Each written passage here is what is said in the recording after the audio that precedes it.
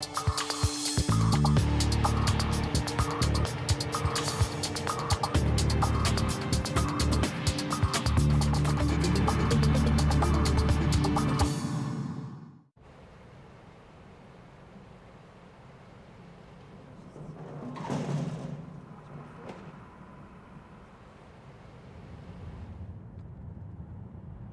pense que c'est des gens qui appartiennent à un autre monde.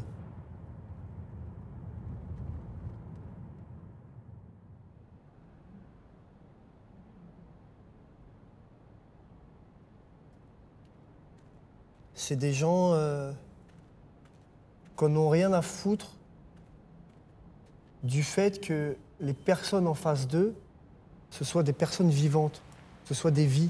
Ils n'en ont rien à foutre. En tout cas, on ne peut pas leur faire confiance.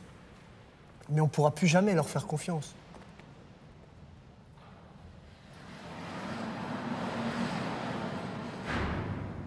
On nous le répétait au quotidien, qu'on était une usine d'excellence, qu'on était une usine pilote, elle était moderne, déjà par rapport aux autres sites en France. Donc une usine très moderne et une usine aussi qui a été construite par les ouvriers. C'est toute l'inventivité des ouvriers qu'a fait cette usine. Donc oui, on était fiers de cette usine. Quand on disait « moi je travaille à Aulnay », ça voulait tout dire.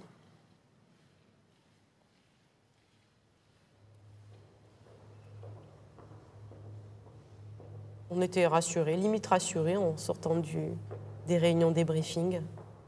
On avait des tableaux de bord nous montrant que voilà, c'est vrai qu'au niveau européen mondial, il y avait une crise, mais que PSA s'en sortait bien, qu'il n'y avait pas de risque de fermeture. Le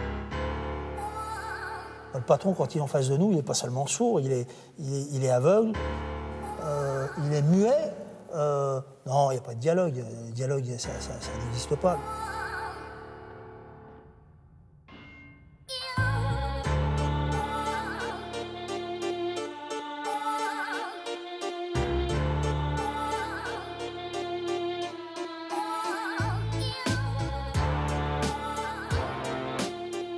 Franck, Ghislaine, Sophie et Salah. 4 ouvriers de l'usine PSA d'Aulnay-sous-Bois. 4 regards et le même sentiment partagé de ne pas avoir été écoutés. Ils ont bataillé de longs mois contre la décision du groupe automobile de fermer leur usine. Le temps a passé depuis l'annonce de la fermeture. Alors nous leur avons donné rendez-vous devant les images de leur combat projetées sur les murs d'une friche industrielle quelque part en région parisienne. Franck, Ghislaine, Sophie, Salah ont bien voulu nous raconter leur histoire. L'histoire d'une usine qui ferme et laisse derrière elle des femmes et des hommes qui ont perdu toute confiance en leurs dirigeants.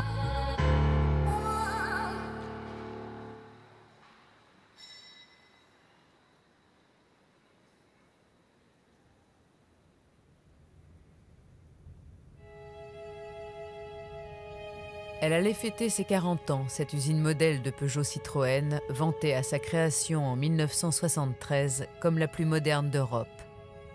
Jusqu'à 10 000 salariés quand tout allait bien, 3 000 avant la fermeture.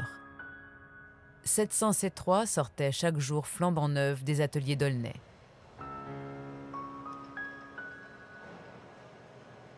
Il y a le Snapple qui n'est pas monté, les gars, là. Franck, Sophie, Salah et Ghislaine prenaient leur part à ce travail à la chaîne. 420 minutes par jour, concentrés sur les mêmes gestes.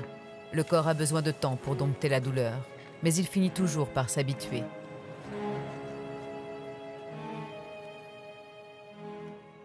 C'est tout le temps dur, de toute façon, le travail à la chaîne. Plus on vieillit, plus la reprise après les vacances est difficile. On voit que les gestes répétitifs, c'est usant pour le corps. Ça fait un peu comme le sportif qui s'amuse à faire la chaise contre le mur, il sent que ses cuisses commencent à durcir, ça commence à faire mal, les cuisses tremblent, ça chauffe, ça fait mal. Sauf que là, vous ne pouvez pas vous arrêter, vous êtes payé pour continuer, donc vous continuez. Donc il faut laisser son cerveau de côté et laisser ses muscles travailler. Et là, le rythme se prend. Mais c'est ça le plus dur. Le plus dur, c'est ça. C'est de ne plus être personne, quoi, en fait. On devient exactement comme le robot en face de nous. Et puis arrive ce jour de juillet 2012, 2 semaines avant les vacances d'été. Comme toujours, l'équipe du matin avait pris son poste à 6h46.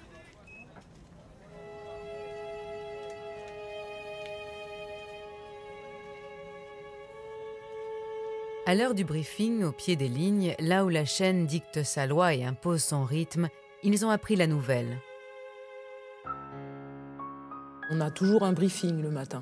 Voilà, l'équipe se réunit un peu à l'entrée de la ligne pour dire un petit peu ce qui s'est passé la veille, les aléas, les pannes, enfin bref. Et là, j'ai mon jeune chef d'équipe, qui a une trentaine d'années, qui annonce qu'il y aurait un deuxième briefing à 8h le matin, chose qui n'arrive jamais. Et quand mon chef de groupe, justement mon responsable de groupe est venu à 8h20 annoncer aux gars, ben voilà, les gars, l'usine va fermer et c'est pour 2014, bon... Il y a eu un grand silence. Il y a eu un grand silence et un abattement. Personne n'a parlé, en fait. Personne n'a parlé. Chacun a ravalé ses larmes et puis attendu que le briefing se termine le plus vite possible pour pouvoir aller se cacher dans un coin. On nous l'a annoncé aux environs de, je me rappelle, 8h, 8h30. Et donc, on avait entendu, il y avait beaucoup de rumeurs. On avait de plus en plus peur, c'est vrai. Ça devenait de plus en plus crédible, hein, mais le fait de l'entendre, c'était plus dur. Quand vous lisez la détresse sur les gens comme ça, les visages, quand vous voyez des gens qui d'habitude sont très sains d'esprit, très posés, courir, être affolés complètement dans l'usine, ne plus savoir quoi faire, être perdu. Voilà, c'est être perdu, se dire mince, qu'est-ce qui se passe? Il y a une dame qui se griffait. Elle se griffait comme ça. Vous voyez? Il y a des gens qui étaient avides, il n'y avait plus rien. C'était un corps complètement vide. Après l'annonce, en fait, moi, une chose qui m'a choquée, c'est que mon responsable de groupe a dit aux gars, on vous laisse jusqu'à 10h pour appeler vos familles. Comme s'il fallait annoncer un deuil. Ça fait un peu ça, et c'est le côté dur, de dire, va dans un coin, appelle ta femme et dis-lui que t'as plus de boulot, quoi. C'est quand même la sécurité. Quand on a un CDI, on se croit à l'abri de tout. Et voilà, quand ça ferme, mais on a peur que tout se casse la gueule. Travailler dans une usine automobile aussi prestigieuse que PSA, c'était l'assurance d'un avenir tout tracé. Ils vont devoir s'en inventer un autre. Et les nouvelles promesses faites par la direction du groupe ne suffisent pas à les rassurer. Aujourd'hui, le groupe est dans une situation où il perd 200 millions d'euros par mois en trésorerie. Donc les décisions que nous proposons, que nous allons prendre, nous devons les prendre. Mais nous avons pris un engagement, c'est que le dialogue social serait exemplaire. Je partage l'émotion et la tristesse des salariés et de leurs familles. Je comprends leur inquiétude. Et je leur ai dit hier qu'ils n'avaient absolument pas à démériter et j'ai pris un engagement. J'ai pris un engagement que le groupe allait s'engager à proposer à chacun une solution d'emploi. Alors, pas de licenciement sec, dites-vous. Pas de licenciement sec. 75 avenues de la Grande Armée au siège de Peugeot ont fait les comptes. En 2011, les ventes des voitures ont reculé de 6% sur le marché européen. Et la chute s'accélère en 2012. L'usine d'Aulnay sera donc sacrifiée. C'est pas de gaieté de cœur, bien sûr, qu'un dirigeant prend ce type de décision, mais il fallait le faire à la fois pour l'ensemble du groupe et pour l'ensemble des salariés. Aulnay, l'usine à laquelle ils ont tant donné de leur vie et de leur santé, sera rayée de la carte, victime de l'écroulement du marché automobile. Mais les ouvriers ont du mal à croire à cette version. Ils commencent à comprendre qu'on leur a menti.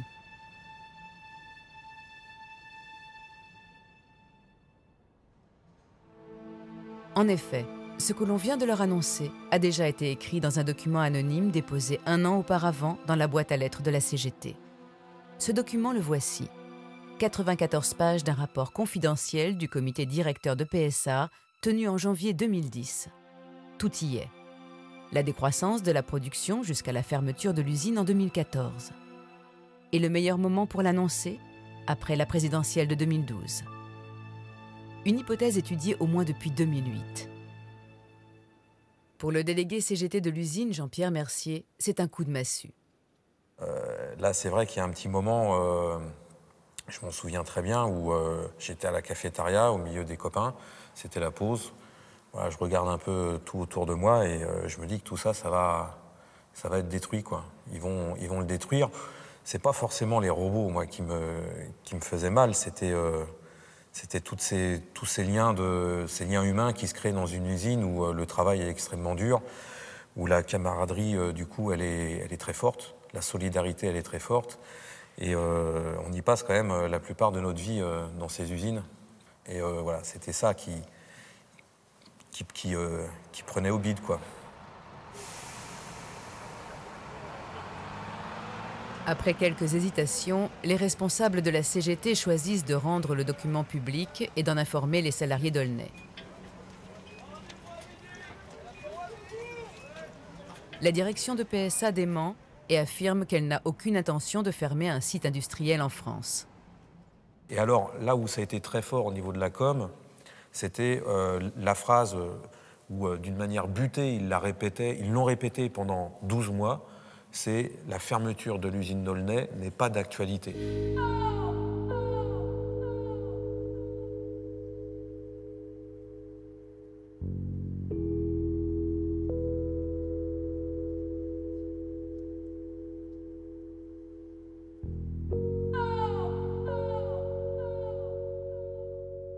Je ne croyais pas, je pense. Puis il y avait tellement de démentis de la direction qu'on les croyait en fait.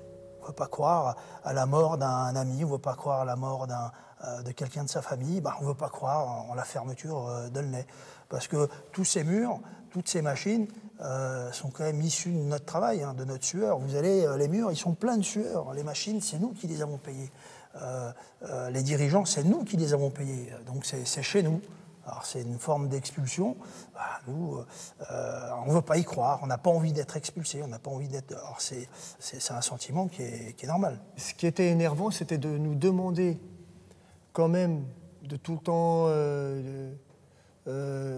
dire aux gars qu'il fallait continuer à espérer, que c'était pas fini, que l'usine était encore d'actualité finalement. Alors qu'en fait, ils savaient très bien que ce n'était pas le cas. Non, c'était moche.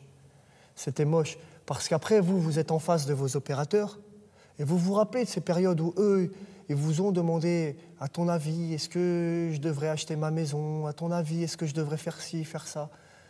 Et même si nous, on leur a dit, je ne sais pas, fais attention quand même, eh ben, peut-être qu'on aurait pu leur dire non, directement. On leur aurait dit non. Et puis... eh ben, ils auraient repoussé. Peut-être que cette somme d'argent qu'ils avaient mis de côté, ils l'auraient gardée pour pouvoir maintenant gérer ce nouvel avenir qu'il va falloir mettre en place. Parce qu'il ne faut pas beaucoup compter sur le patron pour notre avenir, là.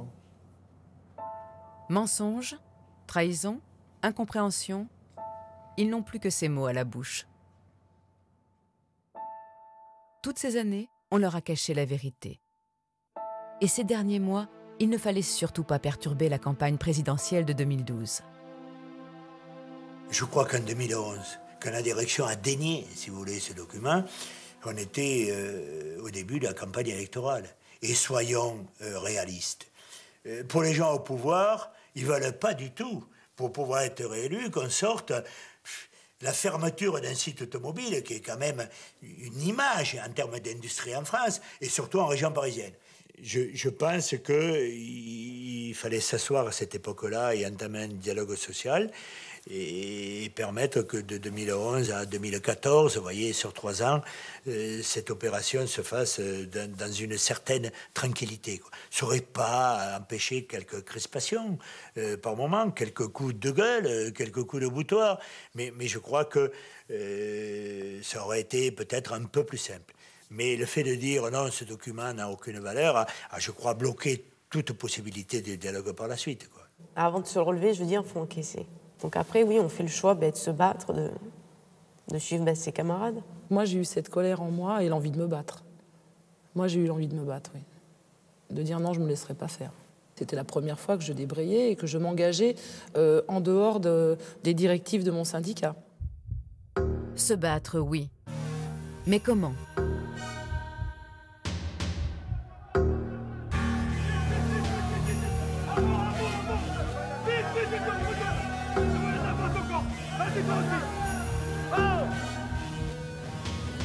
De débrayage en manifestation, les PSA d'Aulnay commencent à investir régulièrement les couloirs du RERB. Ils veulent que l'on parle d'eux, qu'on les entende. Direction Paris. Un jour devant l'Élysée, un autre comme ici en octobre devant le Salon de l'Auto, porte de Versailles. La première chose, les camarades, c'est de venir leur rappeler que sans nous, il n'y a pas de bagnole, il n'y a pas de production. Ça va les coups de venir. Une photo pour garder le souvenir de ce baptême du feu. Et un bataillon de CRS pour bloquer les portes du salon. Les licenciements, aujourd'hui dans la rue, demain dans les usines. La plupart des ouvriers, comme Ghislaine, n'ont jamais manifesté de leur vie. Ils entament ce jour-là un nouvel apprentissage. Voir des Robocop devant moi, non, moi je suis qu'une petite ouvrière, j'ai jamais eu l'habitude de côtoyer ces gens-là, si ce n'est que par l'intermédiaire d'un petit écran ou de la télé, quoi. Donc là, oui, j'étais vraiment sur le terrain.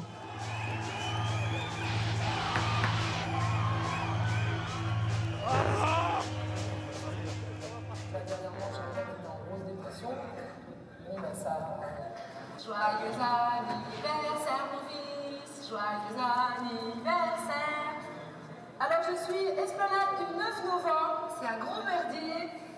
Ta maman s'est fait casser, mais c'est pour ton avenir mon fils. Moi j'ai 50 ans, mais je pense aussi à mes enfants et aux futures générations. Si on supprime tous ces emplois, qu'est-ce qui va se passer? On va faire quoi de ce pays? Un pays du tertiaire? Et la main-d'œuvre, comment ils vont faire pour engranger toute leur richesse s'il n'y a plus d'ouvriers?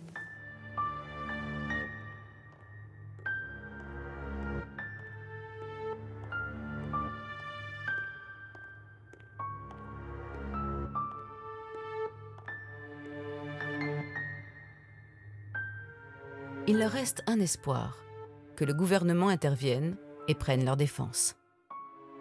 Le plan en l'état n'est pas acceptable, donc il ne sera pas accepté.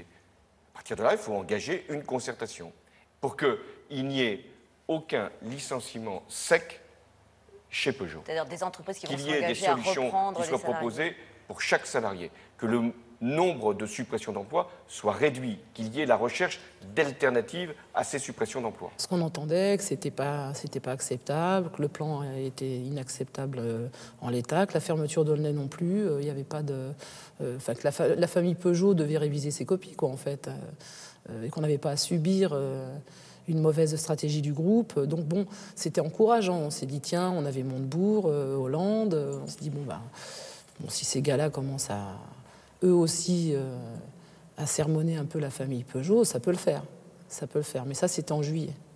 De la position du 14 juillet de François Hollande de dire que ce plan était inacceptable en l'état, la position du gouvernement passé l'été, je ne sais pas ce qu'ils avaient fait au mois d'août avec la famille Peugeot, ce qui s'était dit ou passé, mais en tout cas, retour de vacances, tout bronzé, le gouvernement dit la CGT de PSA Aulnay, il faut qu'elle soit responsable.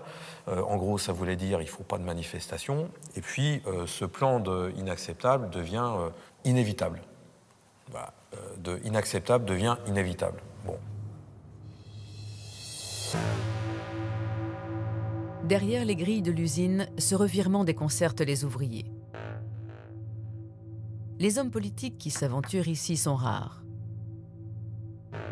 Un jour, à la sortie des ateliers, le maire d'Aulnay-sous-Bois, Gérard Ségura, et le député Daniel Goldberg se retrouvent confrontés à leur colère. Et vous nous laissez tomber. C'est clair, net et précis. On a incité nos familles, nos voisins, la majorité des gens qu'on connaît pour voter pour le PS. Et au final, vous déviez et vous avez comme un accord avec le gouvernement. C'est tout simple. C'est avec, excusez-moi, avec les patrons. C'est simple, clair et précis. Mais sur qui moi je dois me tourner? Mais vous avez raison de vous tourner. Mais si j'ai pas le gouvernement à mes côtés, mais qui je vais avoir de mon côté? Mais monsieur, vous vous rendez compte? On est en train de se battre avec un patron du CAC 40. Vous parlez fort, vous nous reprochez des choses, mais regardez un tout petit peu ce qu'on a fait. Et les responsabilités de ceux qui ont caché la volonté de fermer cette usine pendant 1 an et demi, que nous fassiez ce reproche aujourd'hui.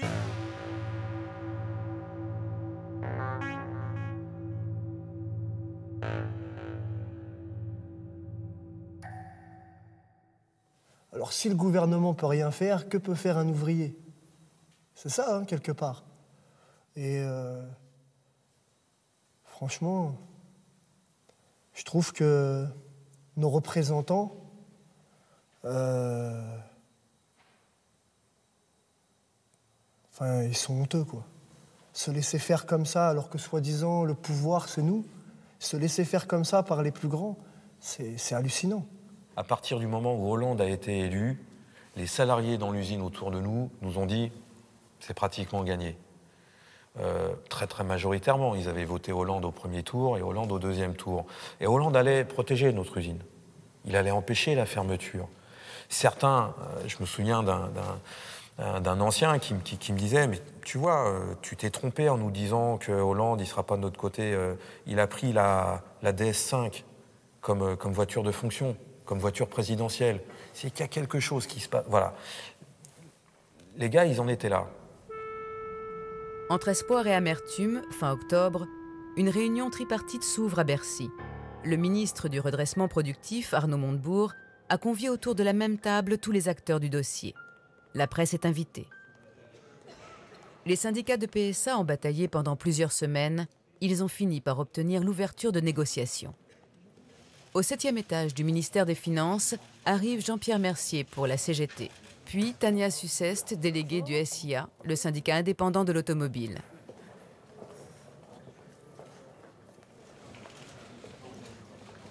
Quelques minutes plus tard, Philippe Varin, le président du directoire de PSA, les rejoint.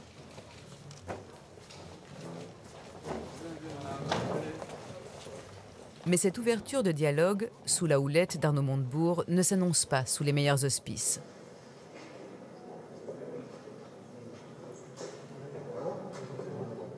Car quelques heures avant la rencontre, le gouvernement a dû assumer une décision difficile. Son boulot n'était pas facile parce que le gouvernement venait de mettre sur la table 7 milliards de garanties pour la banque PSA Finance, 7 milliards, sans demander aucune contrepartie en termes d'emploi. Je voudrais donner un certain nombre d'éléments de précision au sujet de la banque PSA Finance. Si cette banque était en difficulté, on imagine la déflagration sur les ventes de PSA, puisque c'est cette banque qui permet aux consommateurs d'avoir accès à des crédits bon marché permettant d'acheter des voitures produites par le groupe PSA. De fait, les problèmes de la crédit accélèrent les difficultés du groupe, et cette garantie est une garantie financière qui ne consiste pas en un chèque, mais en une garantie octroyée au cas où la banque se trouverait elle-même en difficulté.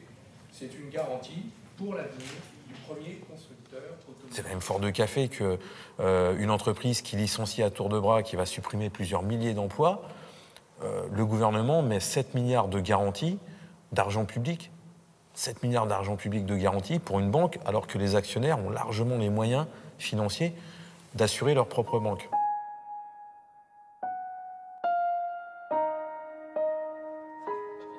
À l'usine, à l'heure du changement d'équipe, ces 7 milliards de caution accordés par le gouvernement à PSA ont bien du mal à passer. Vous savez ce qu'ils disent les gens? 7 milliards, on est 3500. Calculez combien ça ferait par salarié. Tout simplement. Pourquoi eux? Pourquoi toujours les mêmes qui empochent? On a une bande de pillards, il n'y a pas d'autre nom, qui méprisent les gens, qui méprisent le gouvernement, qui méprisent tout le monde. Et l'État continue à leur donner du pognon. Mais c'est quoi ça? C'est la Marine nationale qui ravitaille les pirates. C'est la Marine nationale qui ravitaille les pirates.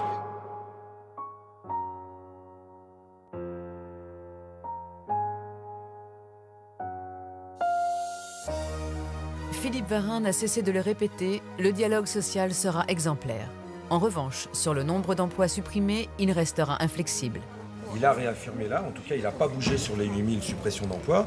Des questions lui ont été posées, il n'a pas répondu, il n'a pas évoqué les contreparties en termes d'emploi. C'est bien tout ça, alors c'était une belle réunion, on attend des choses concrètes sur le terrain qu'on va pouvoir relayer aux salariés, on attend de vraies négociations. C'est dans ce climat de défiance que les négociations vont s'engager. Et c'est un délégué CGT déterminé à se battre qui s'adresse aux journalistes. Moi je voudrais faire une remarque et pousser un coup de gueule sur quand on entend le PDG Philippe Varin qui parle encore tout à l'heure de dialogue social exemplaire, alors quand on entend dialogue social exemplaire, non, chez Peugeot, c'est le rapport de force qui marche. Il n'y a que ça qui marche. Le dialogue social, ça n'existe pas. Pour moi. C'est une invention des patrons. Pour faire croire justement qu'on peut dialoguer entre un patron et des ouvriers, des salariés. Ça, c'est croire dans le dialogue social. Faut être du côté du patron pour y croire. Enfin, voilà, moi, quand vous êtes dans un rapport de domination, de dominant à dominé, il ne peut pas y avoir de dialogue. Vous avez des intérêts contradictoires. Vous pouvez discuter, vous pouvez dialoguer à partir du moment où vous instaurez un rapport de force. Sinon, mais ça ne s'appelle pas du dialogue. Ça s'appelle du bras de fer.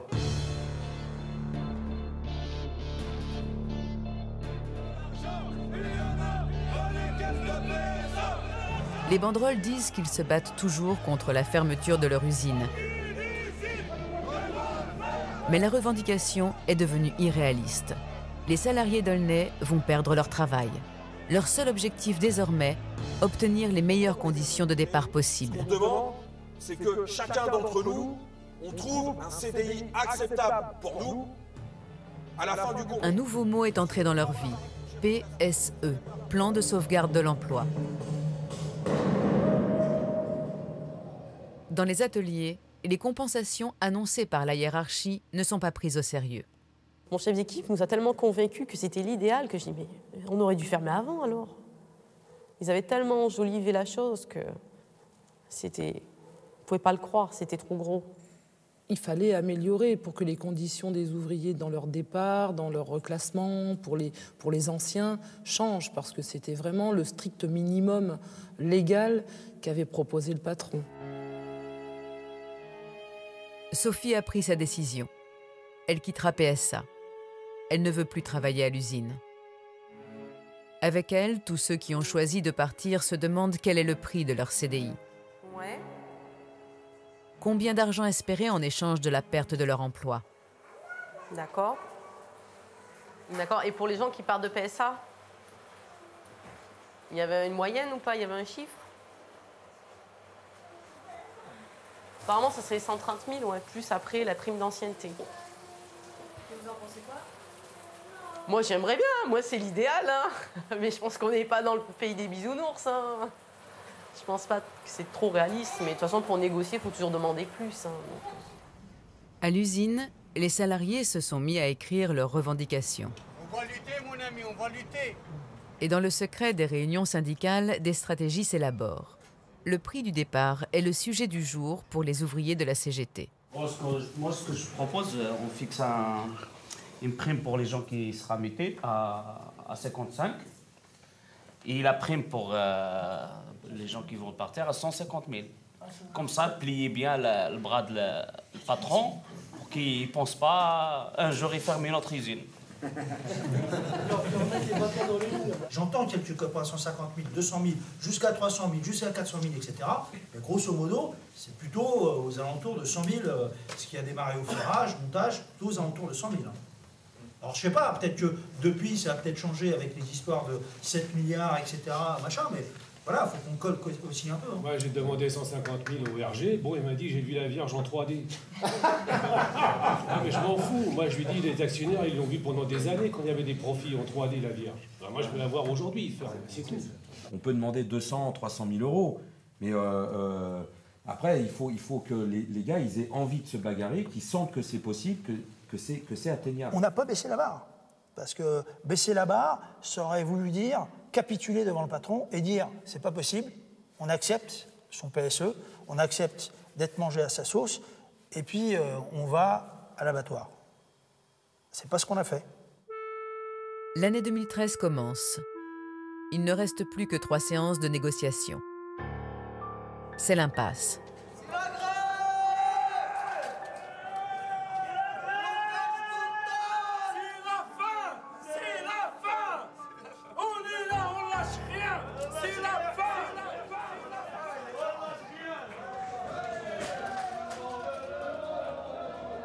Zéro production. C'est ce qu'indique le panneau lumineux au pied des chaînes. Les salariés en colère ont bloqué les lignes de montage. Ce 16 janvier, aucune C3 n'est sortie de l'usine. En fait, les gens, ils ont constaté que la direction, elle ne veut rien donner, quoi. Ça fait six réunions qu'on a eues avec la direction. Elle n'a jamais rien lâché. Et là, les gens, ils se sentent vraiment trahis. Donc, c'est ce qui les a poussés à faire une grève totale.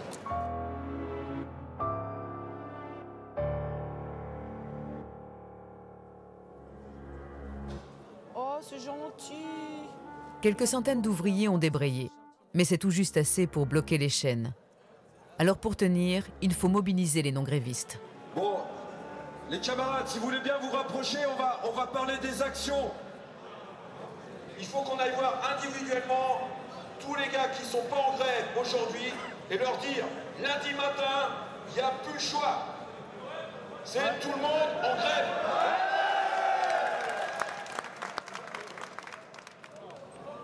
Allez, on va aller peindre un peu. Convaincre les non-grévistes de les rejoindre, Ghislaine et les autres vont tenter de trouver les mots.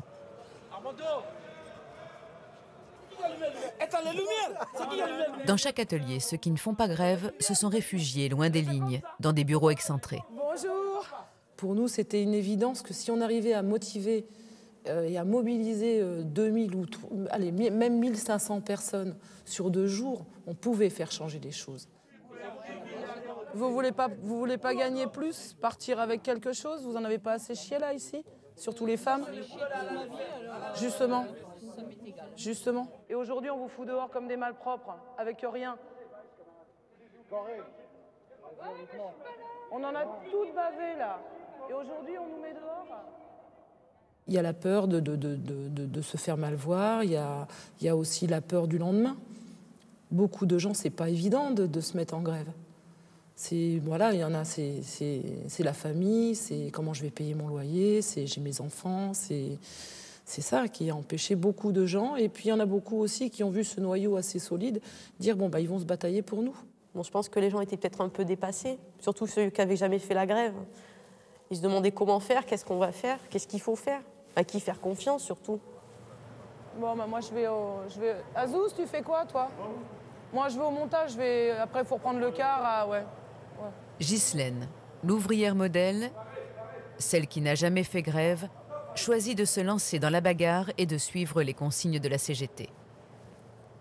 Dans ce bras de fer engagé avec la direction, les grévistes d'Aulnay vont chercher le soutien des autres salariés du groupe. Là, ce qu'on va faire, c'est qu'on va investir l'usine de Saint-Ouen.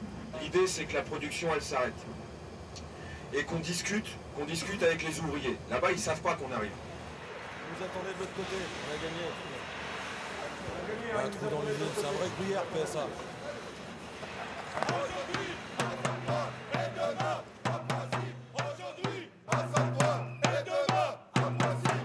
Ça aurait été mieux que les autres sites s'arrêtent, parce que c'est pour eux qu'aujourd'hui on doit avoir peur. Parce que je crois qu'eux, ils n'ont pas compris qu'il y a un de leurs sites qui est sur la liste en haut maintenant. Avant, il y avait Aulnay, mais maintenant, il y en a un autre qui est à la place. 600 salariés travaillent ici, mais il n'est pas si facile de se sentir solidaire de ceux d'Aulnay. Vous dire qu'aujourd'hui, vous sortez avec nous, même ne serait-ce qu'une demi-heure, 1 heure, oui, ça va vous coûter 1 heure sur le salaire, mais c'est tous ensemble qu'il faut que vous sortiez. Parce que c'est vrai que si vous sortez à 2, 3... Excusez-moi, vous êtes délégué syndical, vous, non? Non. Non. Non. D'accord, il y avait le monsieur qui parlait tout à l'heure, il disait qu'il était délégué syndical, non? Oui, et alors? Non, là, ici, t'as beaucoup de non-syndicats. Vous me laissez parler, s'il vous plaît. Moi, la pression... Voilà, vous me laissez parler. Vous me laissez parler. Oui, vous me laissez parler. Moi, on ne met pas la pression. Bah, je suis comme vous, vous êtes là depuis tout à l'heure, vous êtes qu'on est pareil. Alors, laissez-moi m'exprimer. Vous croyez que j'ai pas envie de vous suivre? Vous parlez, la situation elle est difficile. Oui, moi aussi j'ai une famille, j'ai une femme, j'ai des gosses. Je me dis, ok, une journée, peut-être que pour vous, une journée c'est rien. Mais moi je me dis, une journée, ça va me coûter quoi? Je vais pointer au reste du cœur à la fin du mois. Personnellement, à cette époque-là, j'ai pensé que peut-être 10 ans en arrière, moi quand j'étais toute seule avec mes 3 enfants, comment j'aurais réagi? Est-ce que moi, oui, je me serais permis de dire, bah tiens, Gigi, t'as tes 3 enfants, t'es toute seule à les nourrir, vas-y, fais grève ma belle et mets-toi dans la merde? Non, je crois pas. Je crois que j'aurais eu la même réaction que lui. Je pense que dans la mentalité, en ce moment, dans la tête des ouvriers en général, mais pas seulement en PSA, partout, je pense qu'il y a l'idée que devant le patron, devant la crise, on peut rien faire. On est rentré par un certain endroit. C'est vrai que c'est un vrai gruyère, cette usine de Saint-Ouen. Voilà. Et on va sortir par la grande porte.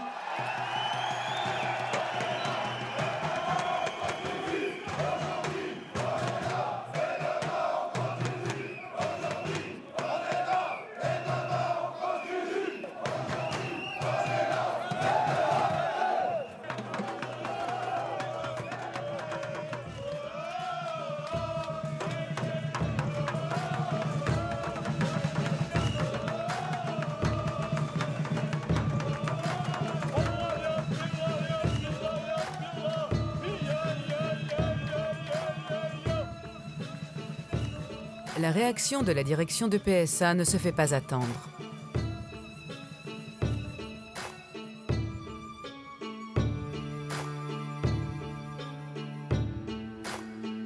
Profitant de la neige qui s'abat sur la région, elle décide de fermer l'usine.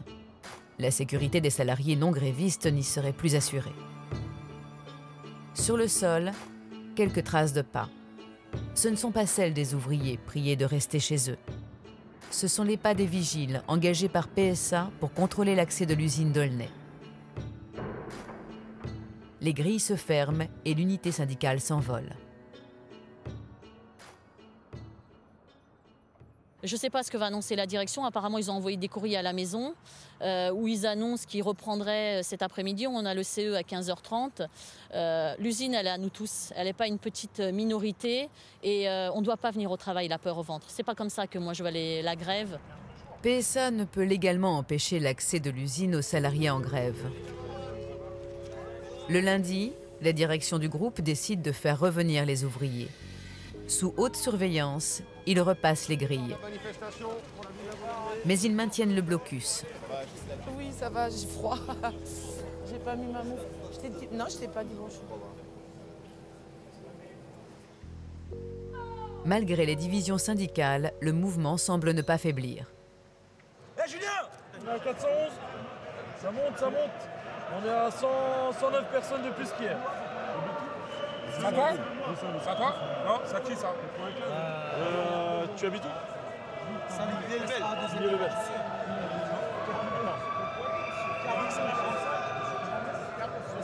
Et vendredi, on était à 300. Là, on a récupéré 131 grévistes. En plus. On sent qu'on a grimpé par rapport à la direction. On a un taux 431. Merci les camarades. 400, 500 grévistes. C'est beaucoup, mais encore insuffisant pour peser efficacement sur le cours des choses et faire bouger le contenu du PSE. La direction, elle, s'emploie à marginaliser le mouvement.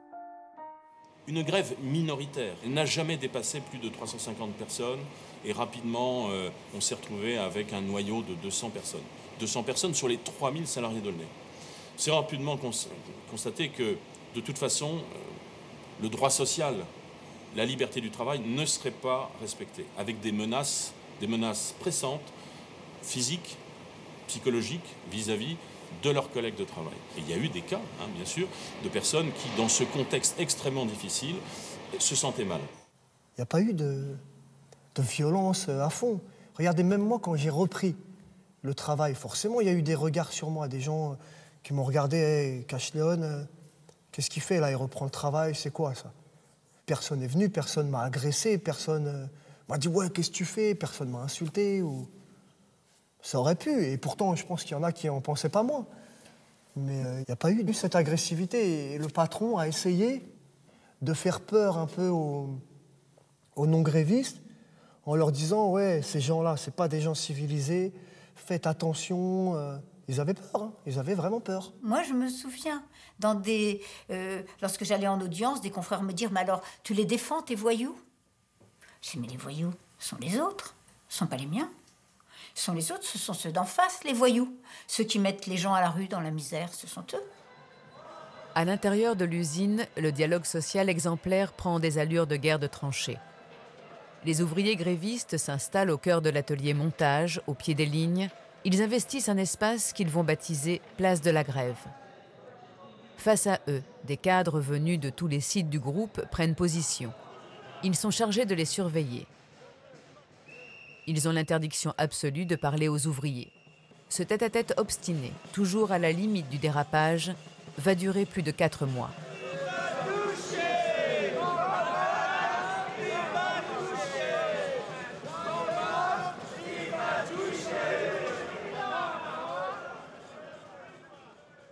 Moi, j'ai pris ça comme une forme de provocation. On nous met 100 cadres là en face de nous, constamment plantés là, qui vous regardent, qui ne vous parlent pas. C'est limite si au niveau des regards, ils osent supporter votre regard. Quand on va leur parler, même gentiment, c'est des gens qui ne vous répondent pas. Et ils ne bougent pas. Ils sont statiques toute la journée. Et on se demande, mais qu'est-ce qu'ils font là ?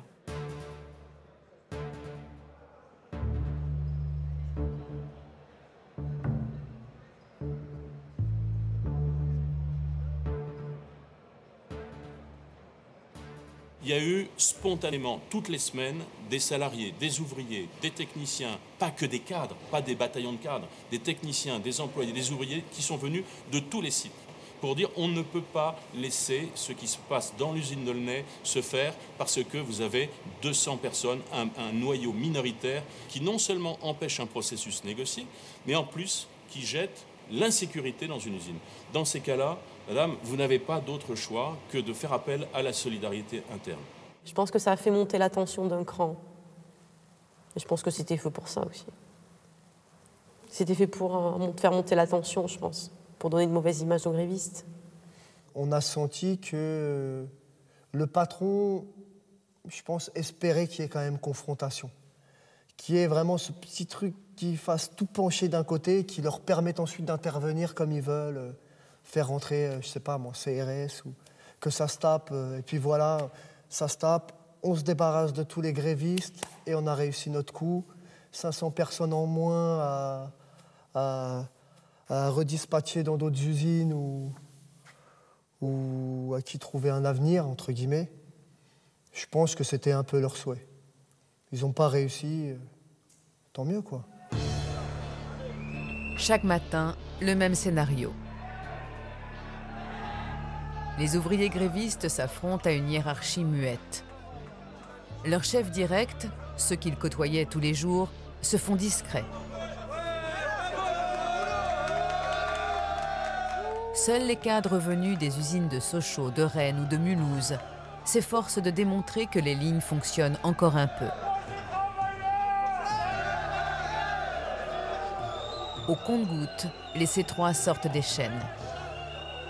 Fais gaffe. Regarde, la carte. On a la carte. Voilà. Non, on la monte. Oh, non, on la monte, la carte. On l'a, notre carte.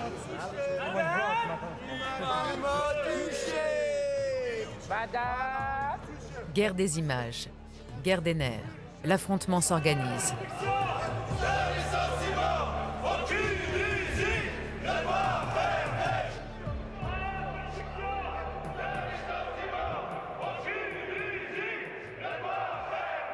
Je vois cet homme-là qui a l'air complètement perdu. Quelque part, c'est de me dire, mais est-ce que lui, qu'est-ce qui se passe dans sa tête à lui? Il doit se demander à ce moment-là, mais qu'est-ce que je fais là? Parce que lui aussi, je pense qu'il a une famille, il a quelque chose à sauvegarder. Lui, il a choisi une façon de le sauvegarder. C'est en acceptant justement ce genre d'humiliation.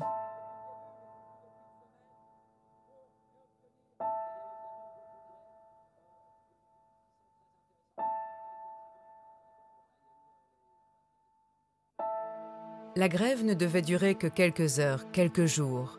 Cela fait plus de 2 mois qu'ils bloquent l'usine. À l'extérieur, les négociations se poursuivent. Eux sont déterminés à tenir coûte que coûte. Soutenez les grévistes, soutenez la grève. Les salariés ouvrent les portes des péages. Opération péage solidaire aujourd'hui. Versée à la caisse de solidarité des travailleurs de Peugeot Citroën Aulnay, en grève depuis le 16 janvier contre la fermeture de l'usine. Bonjour. C'est PSA Aulnay, ça fait 2 mois qu'on est en grève, on vous demande le soutien. Un petit soutien financier? Bah déjà, c'est sympa madame. Alors là, Tenez, on vous donne un petit cadeau. C'est une de nos manifestations dans l'usine. Bonne route. Il y a de l'argent, il y a de l'argent. On attaque les gros là. Privé de salaire depuis janvier, l'argent est devenu le nerf de la guerre pour les grévistes d'Aulnay. Au péage des autoroutes, devant les gares, les stades, les grands magasins, partout où c'est possible, ils en appellent à la solidarité. 2 ou 3 fois par semaine, ils organisent des quêtes. Les dons arrivent d'un peu partout. Et Serge est chargé de la comptabilité. Il y a 2300 là-dedans. Quoi. Oh, il faut prendre un chariot là, je vais me tuer le dos là. En plus, j'ai même pas de sac. Un trésor de guerre qui finira par atteindre 900 000 €. Ah, tu l'as pas ouvert encore? Si, elle a été ouverte. Voilà, en vous souhaitant bonne réussite dans votre combat de la part d'un retraité de la Réunion. Voilà. T'as vu ça? Retraité. On est même de la Réunion, on nous entend parler de nous. Tu vois, Marseille. Chers camarades, une petite contribution pour votre grève, tenez bon courage. Tu vois, 100 €. Voilà. Non, encore. Quand ils vous écrivent, lâchez pas parce qu'on est là derrière et on est fiers de vous, ça donne encore plus la pêche. Même s'il y a 1 € dans l'enveloppe, rien que pour ça, on va se battre, quoi. Loin des syndicats, Franck a trouvé une autre manière de se battre et de faire parler de l'usine. Dans le secret de son atelier, il a mis des mots sur la colère des ouvriers. PSA, premier constructeur automobile du pays, annonce donc 8000 suppressions d'emplois. Il n'y a aucune justification à la fermeture de l'usine d'Aulnay. Il a écrit la bande-son de la fermeture d'Aulnay. Son rap fait le buzz sur Internet. C'est la première fois qu'une usine automobile ferme en France en 20 ans. Tout est parti d'un document trouvé je ne sais où, parlant d'une usine et d'un avenir sous verrou. Bien sûr qu'il y a malaise quand il parle de reclassement. Écran de fumée aussi dangereux qu'un gaz d'échappement.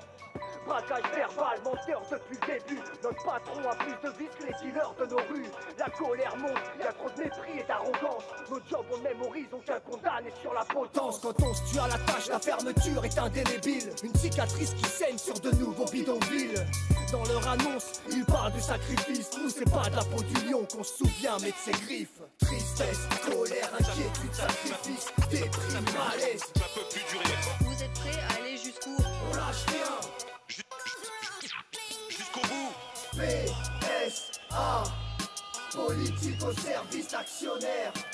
PSA, patron saboteur d'avenir. Peugeot, Renault, non, tout le monde se reconnaissait dedans. Tout le monde a compris que même si je criais PSA dans la chanson, finalement, ça regroupait tout le monde. Que tous les ouvriers de France, finalement, se retrouvaient à travers les mots du refrain. Et c'est ça qui est malheureux. C'est que finalement, on en parle aujourd'hui sur PSA, mais c'est partout pareil. C'est partout pareil. Là. Les gens, ils sont en détresse. On est parti à Florange, c'est la même chose. J'avais l'impression qu'à Florange, quand je chantais la chanson, au lieu de PSA, presque, je disais Florange. Vous voyez, c'était incroyable. Les gens étaient à fond dedans, parce que quand on dit tristesse, colère, inquiétude, sacrifice, déprime, malaise, c'est la même chose pour tout le monde. Nous sommes le 18 mars. Ils se battent depuis 9 mois. La partie est bientôt finie.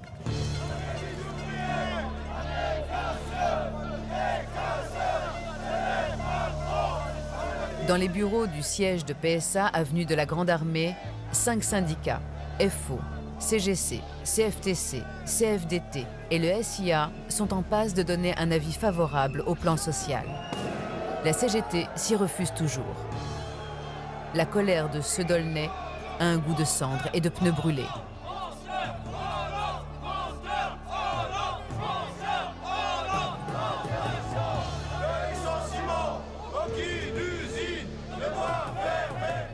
Ils demandaient un CDI pour tous, des indemnités de départ conséquentes. PSA a le sentiment d'avoir accordé le maximum. Au final, l'accord qui a été trouvé, il a été trouvé avec 5 organisations syndicales sur 6.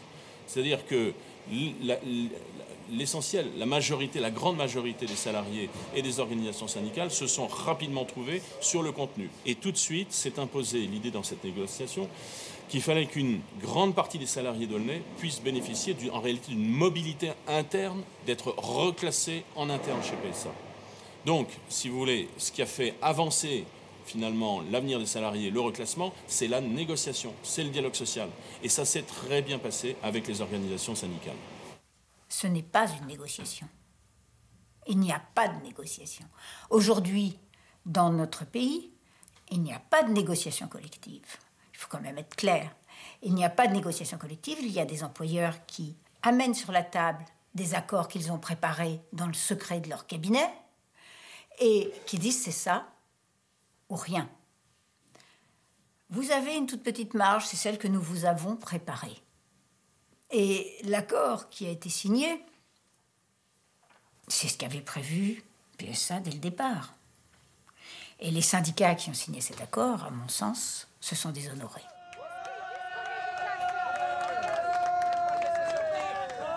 Jean-Pierre Mercier, le délégué CGT, quitte la réunion et face aux caméras et au micro, a un peu de mal à cacher son émotion.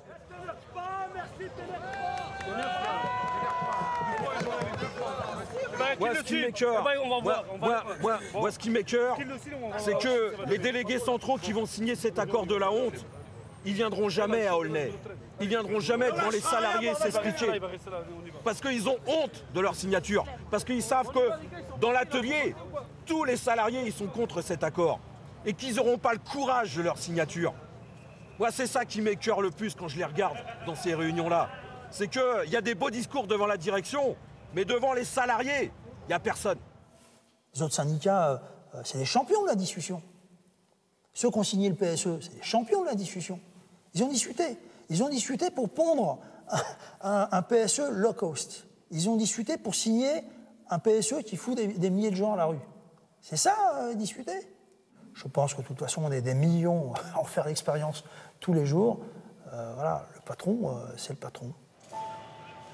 Au terme de ce plan de sauvegarde de l'emploi, 1000 des 3000 salariés d'Aulnay vont être reclassés dans le groupe. Les syndicats signataires de l'accord ont la conviction d'être allés au bout de la négociation. Alors je ne peux pas dire que je suis entièrement satisfaite des négociations parce que je mentirais. Maintenant, je vois que de toute façon, ils n'iront pas au-delà malgré tout ce qui peut être fait et tout ce qui a pu être fait. Et aujourd'hui, la majorité des salariés d'Aulnay nous demandent en fait que ça s'arrête. À l'usine, ils sont 180 à refuser de rendre les armes. Pendant encore 2 mois, la place de la grève demeure leur lieu. La chaîne est toujours silencieuse. Et les salariés non grévistes, qui sont restés très discrets pendant le conflit, attendent patiemment la fin de l'usine. Les grévistes d'Aulnay finiront par obtenir 19 700 € de plus sur leurs indemnités de départ, pour autant qu'ils quittent l'usine avant le 31 mai. Rigole, Zizou. Rigole, petite souris. On va bien se marrer. Non, la fermeture de l'usine, on est loin du compte. 130 000 € pour tous, enfin 100 000 plus... oui, on est loin du compte. Mais on n'a pas de regret à avoir parce que, de toute façon, je vais répéter ce que dit souvent un camarade, les seules luttes qu'on perd, c'est celles qu'on ne mène pas. Nous avons fait la démonstration, nous avons fait la preuve que des ouvriers acculés, dos au mur, ils peuvent se relever, ils peuvent avoir cette énergie de faire face à son patron et de dire tu me boufferas pas comme ça, je me laisserai pas faire. Et rien que ça, c'est une victoire. Début juin, l'usine commence à se vider. Le dernier jour est arrivé pour Sophie, c'est l'heure de dire adieu aux copains. Merci à vous. Tu vas nous manquer. Hein. Des bons et des mauvais moments, des moments difficiles. Oh, j'en garde un bon souvenir. On n'a pas trop. Non. Ça te fait combien, toi, de PSA, en fait 12 ans. Donc, en fait, tous les moments cruciaux de ta vie sont passés, tu bossais chez PSA. En travaillant ici, ouais. Sophie s'en va avec 60 000 € d'indemnité. Comme elle, 500 salariés profitent du bonus financier obtenu par les grévistes et quittent le site avant les vacances. À peu près. Toujours là. Pour l'instant, combien de temps je suis là. Ça va, Sophie? Qu'est-ce qui t'arrive? Comment ça se passe? Elle est contente. Pourquoi? Ah, tu t'en vas, c'est vrai? Ah, c'est pour ça. Ah ouais, pour la moitié de la vie. Bonne continuation, Sophie. Bon courage pour la suite.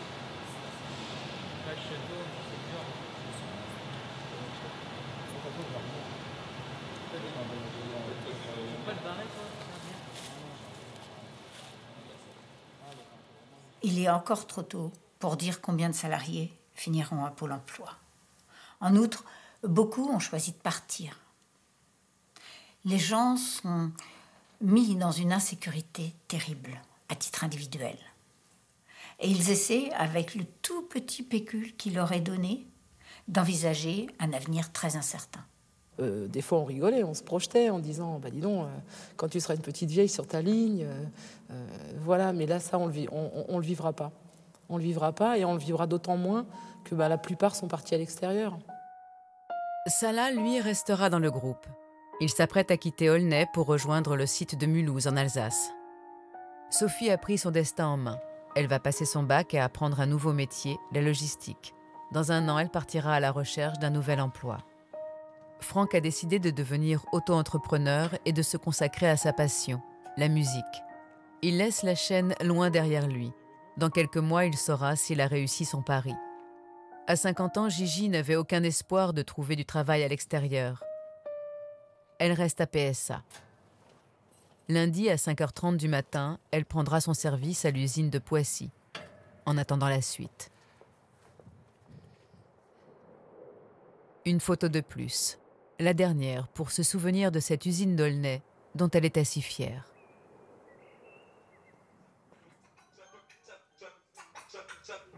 Ça peut plus durer. Il y en a qui la connaissent, ça, là. Quand il s'agit d'indemniser, le lion est un rapace. Les émotions s'entrechoquent, on se doit de limiter la casse. On mène plus à la baguette ceux à qui on promet des miettes. Y a trop de contre-jours sur nos enfants qui déforment leur silhouette. Avare, varin, responsable véreux, il quadruple son salaire et dit que le coût du taf est fiévreux. Aucune usine devrait